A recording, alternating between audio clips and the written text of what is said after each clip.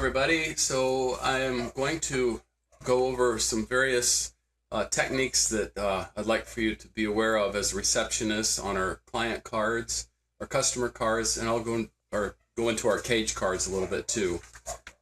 But just to start out with, everybody should already be familiar with our policy letter here called customer cards. And there's a few pages on it. I'm not going to go into everything right now. A lot of the basic information is already written up in here. But I just wanted to show that to you. It is in our handbook. But let me go ahead and just give you a little rundown on our cards. Basically, a history of our cards. When we first started our business in 2011, we were basically just using index cards like this. So you can see all cards are filed by last name, then first name. We had information, extra information, but the pet's name was here, the breed, the sex, other information. This is kind of an evolution of these cards. The address was here. At the time, we were putting email addresses there. But from time to time, you're going to find cards that look like this. Okay.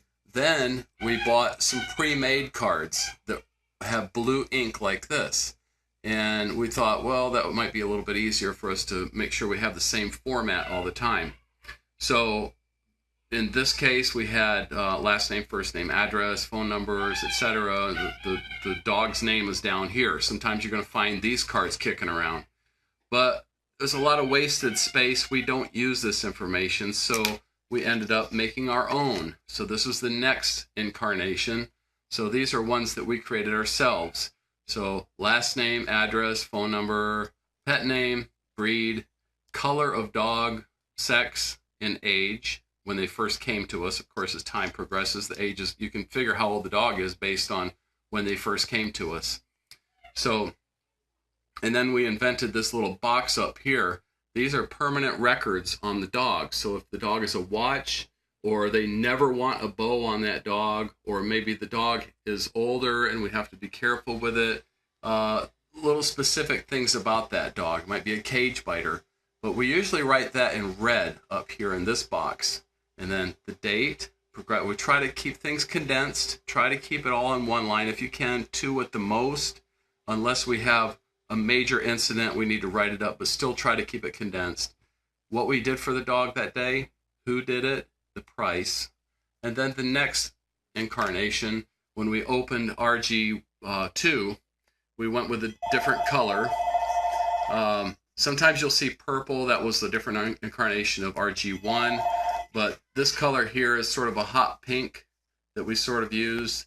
Not much different, but it just kind of sorts out which shop was which. There's a purple version. Purple was for RG1. Here again is what was hot pink. Of course, now this is pretty soon you're going to see a super hot pink, but that's going to be RG2. So hot pink is RG2, and then RG1, the current color, is this teal color. So I just want to give you a little history on it. Now, I do want to run over a few things with you on when you're filling out these cards. Please do not write your nines like, please do not write your fours like this, because a lot of times they look like a 9. Write your fours like this, okay? Some people that are a little bit older like me, I have to wear reading glasses, etc. And if you write it really small, a 4 and a 9 can mean all the difference in a phone number or an address. So make sure that you write your fours like this.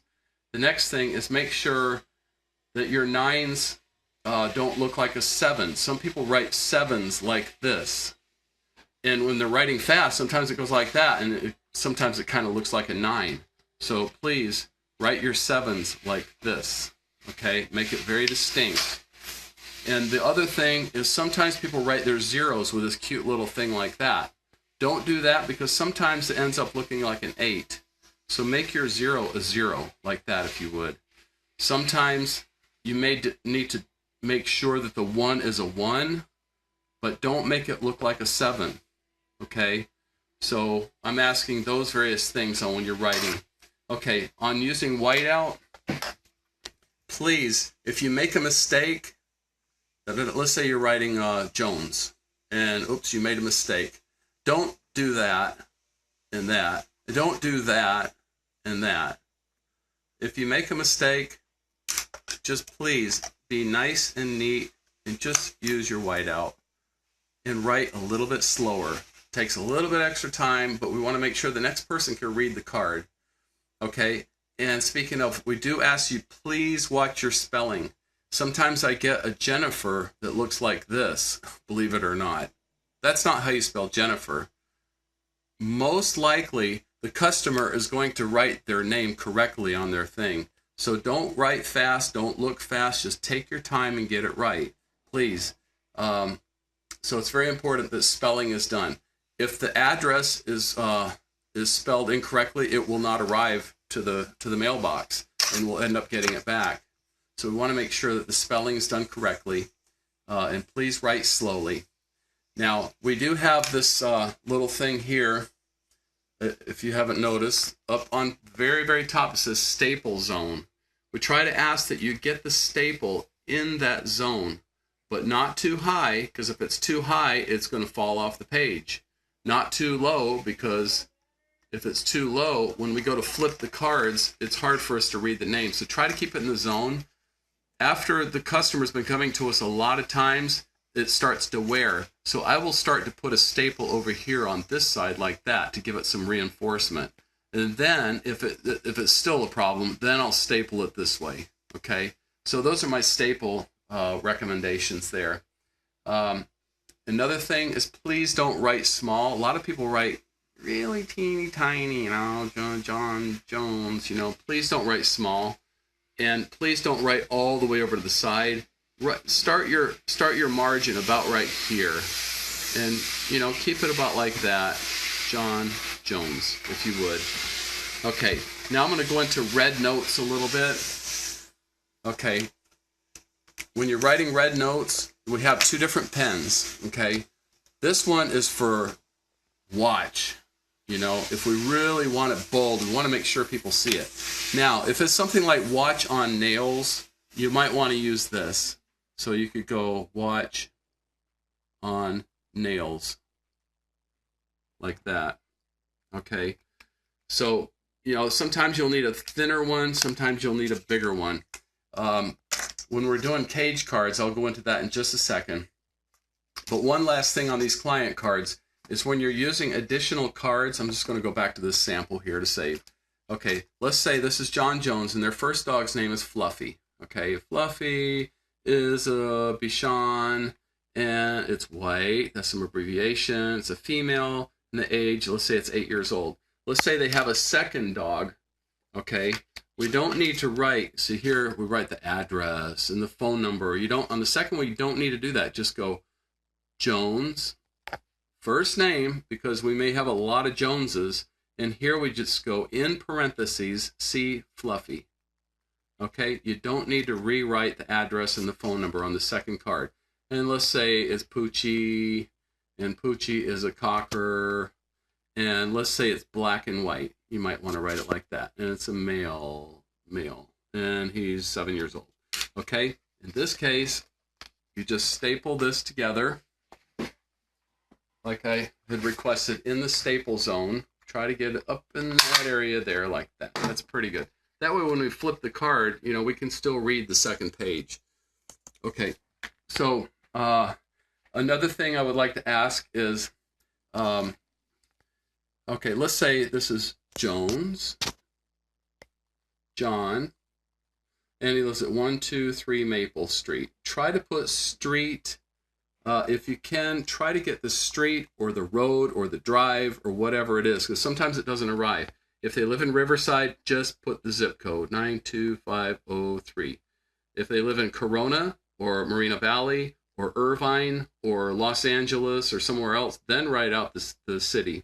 If they live out of state, then write the city and the state. But you don't need to write California on anything unless they're from Colorado, for example. And phone numbers, you do not need to write 951. Okay, 2343444. You don't need 951. Don't waste the space. Don't spend the time or waste the ink. If they live 909, we need that. If they live 714, we need that. If they live 949, anything other than 951. Okay, a little bit more. Something else you do not need to write. You don't need to write the year when you're doing the date. Let's say they came in, January 7th, 2014. Okay. The very first time they came. Whenever you put the first entry, be sure and put the year. It can be 1/7/14, like that. Okay. Now let's say they come in March that same year. Let's say they came in on 3/14. You don't need to write 3/14/14. Just go 3/14. Just don't bother writing the year unless it's a new year. So maybe the next time they come in is on 6/12/2015. Okay, whenever there's a new year, then enter it, but then don't continue. Okay, so you don't need to do that. All right, now the last thing I'm going to cover here is cage cards. So again, as I mentioned, the basic information that I'm going over here is in this reference. Please read this. It's addressed to all staff, okay, because all staff needs to be aware of how we do this. But there is an example in the back. This is a sample customer card and a sample cage card. So I'm going to briefly just go over the cage card procedure. As you know, we do cage cards with basic index cards. It's cheap. I'm not going to pre-format any of these. There's no need to. But you can see how a cage card is done. If you're not already familiar, I'm just going to go over it briefly. So we go about an inch from the left for a line like that, so that the staff can write their information, what they did on the dog, and their initials. That way, when whoever does tips goes to distribute tips, they know what was done. Anybody can refer to who did that dog and what they did on that dog. Okay. We generally will keep a couple of different pens handy at reception when we're receiving a dog. Let's say the customer's name is Jones, last name goes first, the dog's name is Fluffy, Fluffy goes there, the breed goes here, Bichon, and let's say we're going to do a haircut on it. If it's a brush and bath, we'll go B&B. But if it's a haircut, we're going to write what the haircut is. Let's say if it's a 1/2 inch clipper comb kennel, just for an example. And we're doing a teddy bear face, okay? And let's say they want a bunny tail on this dog, just for an example. The time they came in at 8 a.m., and we're expecting them to leave at the dog to go home between 11 and 12. We might put something like that, based on what we told the customer. Okay, now if the customer says, well, I have to go to work, I can be back at 2.